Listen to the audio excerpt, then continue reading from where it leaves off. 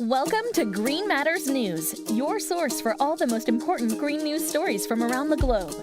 In this week's episode, we find out when the ozone layer will be healed, how many Americans are eating better, what car companies are installing solar roofs on their vehicles, how you can name a new plant or animal species, and our green tip of the week. Let's get to it. First up, the international ban on CFCs is working, and the ozone layer appears to be healing itself after years of depletion due to harsh man-made chemicals. According to the UN, the ozone layer is recovering at a rate of 1 to 3% per decade and may heal completely by 2060.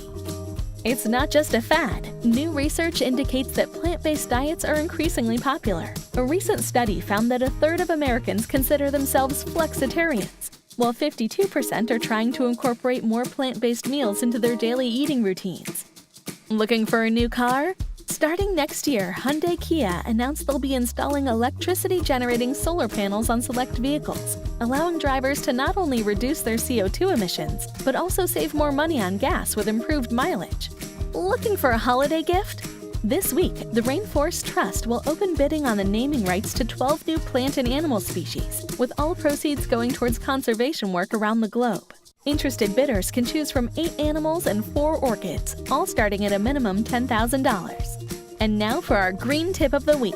Air drying your clothes can reduce your carbon footprint by 2,400 pounds a year.